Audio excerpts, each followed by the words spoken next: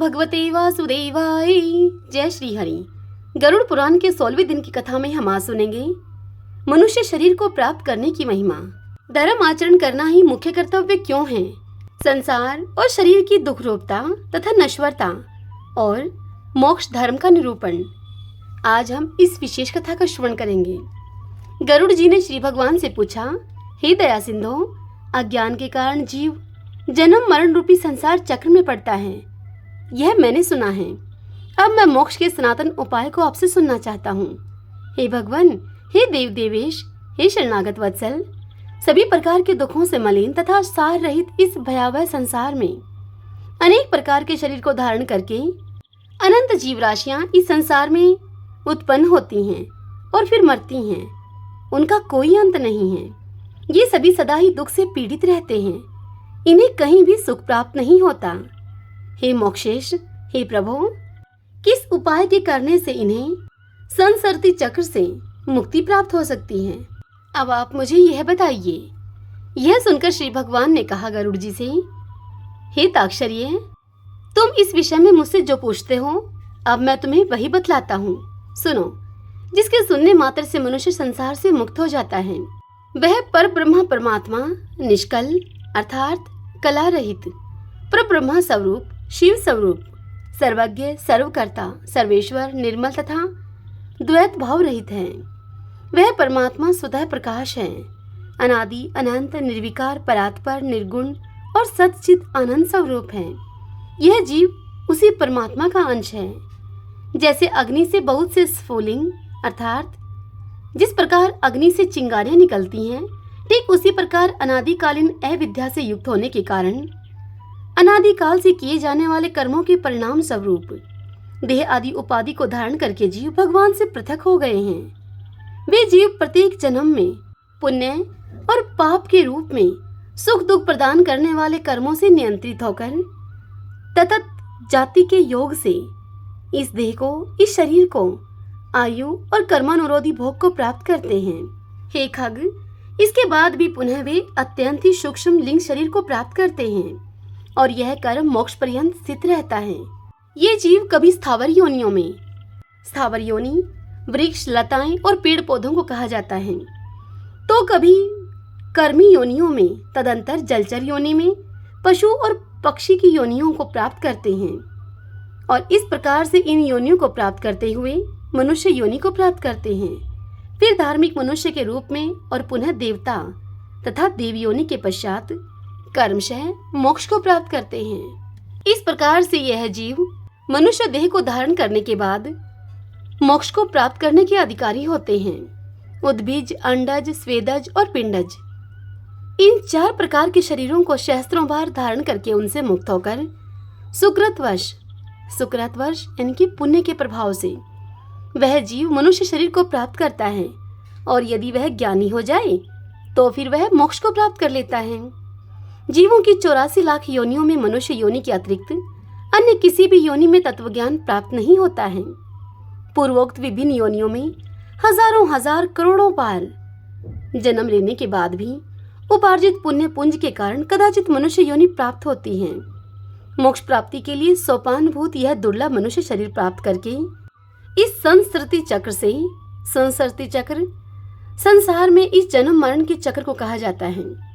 जो कि अपने को मुक्त कर लेता है, उससे अधिक पापी और कौन होगा भला? अपने हित को नहीं जानता है, वह ब्रह्म घातक होता है। शरीर के बिना कोई भी जीव पुरुषार्थ कर ही नहीं सकता। इसलिए शरीर और धन की रक्षा करता हुआ इन दोनों से पुण्य का उपार्जन करना चाहिए। मनुष्य को सर्वदा अपने शरीर की रक्षा करनी चाहिए, क्योंकि शरीर सभी पुरुषार्थों का एकमात्र साधन है। इसलिए उसकी रक्षा का उपाय करना चाहिए। जीवन धारण करने पर ही व्यक्ति अपने कल्याण को देख सकता है।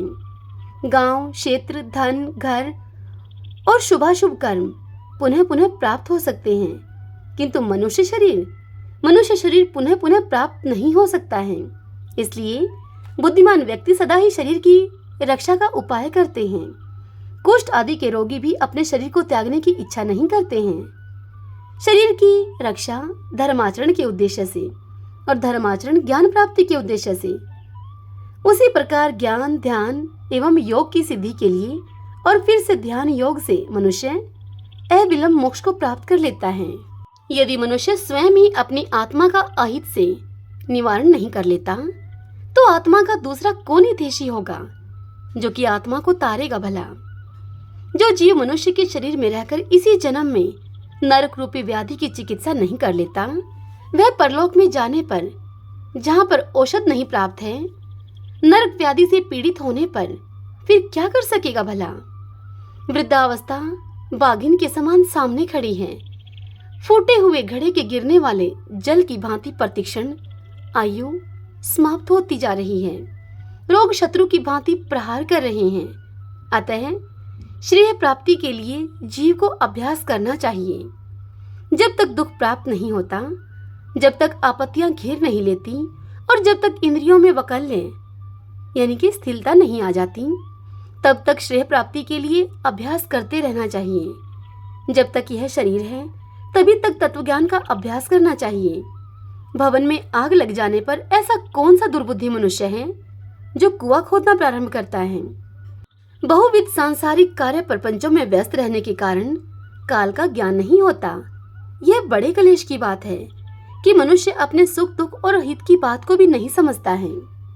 संसार में जीवों को उत्पन्न होते हुए, रोग आदि से दुखी होते हुए, मृत्यु प्राप्त करते हुए और आपत्तिग्रस्त तथा दुखी देखकर भी संसारिक मनुष्य मोह रूपी मदिरा को पीकर पहले के जन्म मरण रूपी विविध कलेशों से कभी भी भयभीत नहीं होता। संपत्ति स्वपन के समान है, यानी कि क्षणभंगुर है। यौवन भी पुष्प के समान मुरझा जाने वाला है। आयु बादलों में चमकने वाली बिजली के समान चंचल है। यह सब जानते हुए भी उस मनुष्य को कैसे धैर्य हो सकता है। एक तो मनुष्य की 100 वर्ष की आयु ही बहुत थोड़ी है। उसमें भी निद्रा और आलस्य के वशीभूत होकर उस मनुष्य का आधा भाग तो वैसे ही बीत जाता है और जो भाग शेष रहता है वह भी बाल्यावस्था, रोग और जरा में, जरा बुढ़ापे को कहा जा रहा है, और जरा में होने वाले दुख से चला जाता है। जो थोड़ा बहुत भाग शेष बचा है वह भी निष्फल ही बीत जाता है। प्रारंभ करने योग्य कार्य के विषय में जो उद्योग नहीं करता है और जहाँ ब्रह्मा चिंतन आदि में जागरूक रहना चाहिए वहाँ वह सोता रहता है। इसके विपरीत जहाँ सदा सदा भय विद्यमान है उस संसार में वहाँ वह विश्वस्त है। ऐसा जो मनुष्य है वह तो अभागा है। वह अभागा क्यों नहीं मारा जाएगा। जल में उठने वाले फेन के समान अतीव क्षणभंगुर देह को प्राप्त करके जीवात्मा उसमें स्थित रहता है। यह शरीर ही उसको प्रिय संवास के रूप में प्रतीत होता है, किंतु इस अनित्य शरीर में जीवात्मा निर्भय होकर भला कैसे रह सकती है। जो अहित करने वाले विषय भोगों में ही हित बुद्धि रखता है तथा अनिश्चित अर्थात पुत्र, कलत्र, देह और गेह आदि इन अनिश्चित को स्थायी समझता है और भौतिक धन संपत्ति आदि अनर्थकारी वस्तुओं में जो अर्थ बुद्धि रखता है वह अपने परमार्थ को नहीं जानता है। जो यह जगत किसी का नहीं हुआ ऐसा देखते हुए भी वह गिर रहा है इसमें, और अध्यात्म ज्ञान विषयक वचनों को सुनते हुए भी जिसे बोध नहीं होता, पढ़कर अथवा सुनकर भी उसका अर्थ नहीं समझता। ऐसा इसलिए होता है कि जीव भगवान की माया से मोहित है।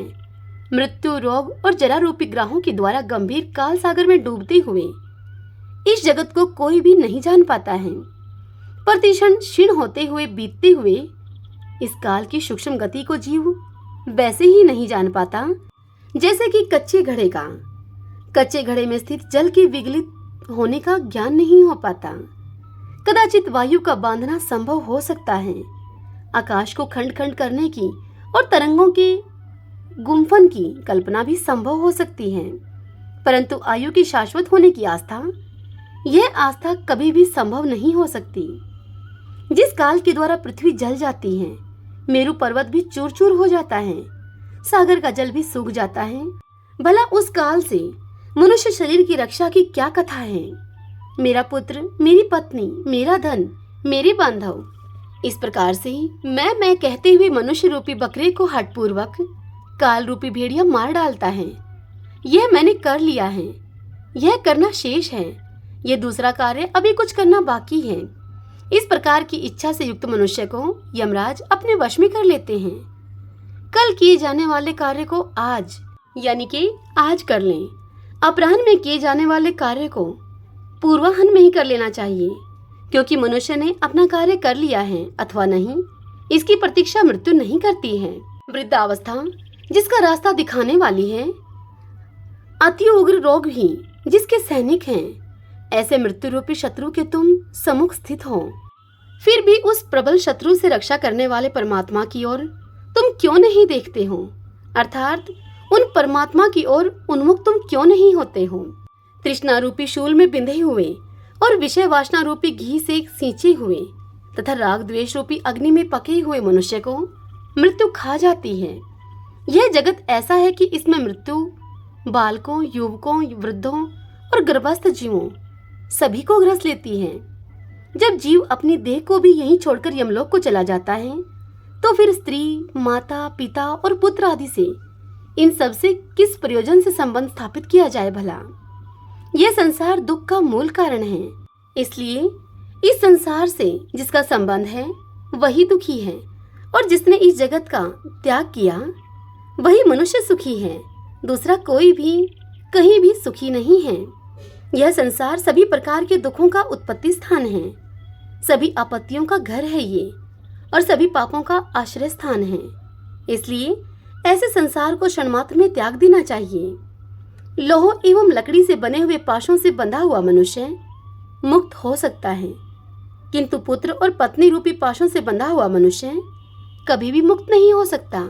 मनुष्य अपने मन को प्रिय लगने वाले जगत में जितने पदार्थों से संबंध बनाता जाता है, उतने ही अधिक शोक के कीले उसके हृदय में गड़ते जाते हैं। यह बड़े खेद की बात है कि मनुष्य की देह में स्थित शब्द, स्पर्श, रूप, रस और गंध, इन विषयों का आहार करने वाले इंद्रिय रूपी चोरों ने इस लोक के समस्त धन को अपहृत करके इसे नष्ट कर दिया है। अर्थात परलोक के लिए हितकारी धर्म रूपी जो धन है, उसका इंद्रियों ने हरण कर लिया है। मांस लोभी मत्स्य जिस प्रकार से बंसी में लगे हुए लोहे के अंकुश को नहीं जान पाता, ठीक उसी प्रकार विषयों से प्राप्त होने वाले प्रातिभाषिक सुख के लोभ से जीव यम यातना की परवाह नहीं करता है। हे गरुड़, जो अपने हित और अहित को नहीं जानते, सदा ही कुमार्ग पर चलने वाले हैं और मात्र पेट भरने में ही जिनका सारा अध्यवसाय रहता है, वे मनुष्य नरकगामी हैं। निद्रा, मथुन और आहार आदि की स्वाभाविक प्रवृत्ति सभी प्राणियों में समान रूप से विद्यमान रहती है।